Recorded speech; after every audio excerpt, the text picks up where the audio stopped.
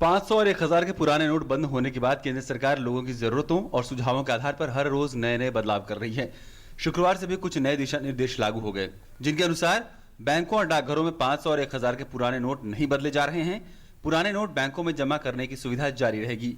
हालांकि अब भी आरबीआई काउंटर पर जाकर कोई भी व्यक्ति 2000 रुपए तक बदल सकता है। आज से 1000 रुपए का नोट देश में कहीं भी इस्तेमाल नहीं होगा। 1000 का नोट अब सिर्फ बैंक में जमा कर पाएंगे। कुछ जरूरी जगहों पर पुराने नोटों के इस्तेमाल की सीमा भी अब 15 दिसंबर तक हो गई है। आपको बताते हैं कि किन जगहों पर 500 रुपए के नोट का आप इस्तेमाल कर सकते हैं।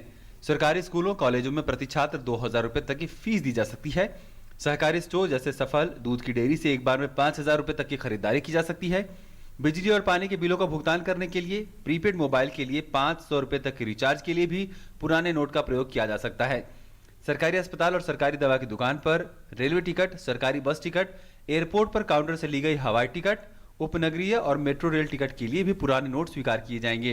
पेट्रोल पंप पर, एलपीजी गैस सिलेंडर के लिए, अदालत की फीस के लिए और स्मारकों में प्रवेश के लिए भी 500 रुपए के पुराने नोट मान्य होंगे। शमशान घाटों पर भी ये नोट मान्य हैं। सरकारी केंद्रों से बीज की खरीद के लिए और 3 से 15 दिसंबर तक टोल प्लाजा पर टोल देने के लिए भी आप 500 रुपए के पुराने नोट का इस्तेमाल कर सकते हैं।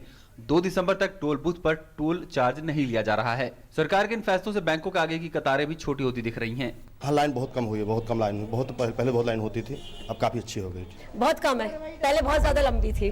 मैं डिपॉजिट कराने के लिए आया हूँ अपने पैसे, पहले से बिल्कुल आधी है। पहले ये लाइन पूरी उस मार्केट तक थी, आज बिल्कुल आधे से भी कम लोग हैं। जी, अब तो बिल्कुल ही मतलब टोटली फ्री हो गया है। क्यों तो पहले से काफ़ी कम हुआ है यहाँ पे। पहले यहाँ तक लाइन होती थी, वहाँ तक नुक्कड़ तक ये जो क्रॉसिंग है यहाँ तक लाइन होती थी, लेकिन ये लाइन काफ़ी कम हुई है। पहले जो एक्सचेंज की बहुत ज़्यादा भीड़ लग जा रही थी ना, वो कम हो गई है। अब जो रियल कस्टमर है हमारा, वही बैंक में आ रहा है। सरकार की कोशिश है कि कैशलेस इकोनॉमी को बढ़ावा दिया जाए, इसलिए देश भर में 70 लाख पीओएस उपलब्ध कराने के साथ साथ यूपीआई ऐप जैसे विकल्प भी जनता को उपलब्ध कराए जा रहे हैं। हमारा तो कैश जीडीपी रेशियो करीब 12% है, जो कि बहुत सारे देशों को 3, 4, 5, 6 ऐसा चल रहा है। हमारा देश में बहुत सारी ज़्यादा से ज़्यादा पॉइंट ऑफ सेल डिवाइस लगाना है। हमारा तो देश इतना बड़ा देश है, लेकिन सिर्फ 14 लाख टर्मिनल है, उसको करीब 70 लाख टर्मिनल होना चाहिए। सरकार ने अलग अलग सेक्टर्स में उपभोक्ताओं की सुविधाजनक डिजिटल विकल्प उपलब्ध कराने के मकसद से नीति आयोग के सीईओ अमिताभ कांत की अध्यक्षता में एक समिति का गठन किया है। वहीं देश भर में काले धन और अघोषित संपत्ति पर छापेमारी जारी है। आयकर विभाग ने दिल्ली के कश्मीरी गेट स्थित एक्सिस बैंक की शाखा की जांच की है और इसके 2 प्रबंधकों के आवास की तलाशी ली जा रही है। ये तलाशी हाल ही में 3.5 करोड़ रुपए की नई मुद्रा के साथ पकड़े गए 2 लोगों से इन प्रबंधकों के कथित रूप से संपर्क होने के मद्देनजर ली जा रही है। पकड़े गए व्यक्तियों ने मुद्रा को बदलने के मामले में इन दोनों प्रबंधकों से सहायता मिलने की बात स्वीकार की है। इस बीच सुप्रीम कोर्ट में विमुद्रीकरण के संबंध में नई याचिकाएं दाखिल हो चुकी हैं, जिनकी सुनवाई 2 दिसंबर को होगी।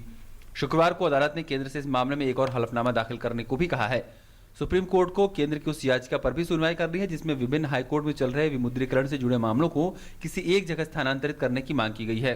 केंद्र ने कोर्ट को बताया है कि इस पूरी प्रक्रिया का लक्ष्य नगद लेन देन को कम करके काले धन की उत्पत्ति को रोकना है। News night desk, DD news.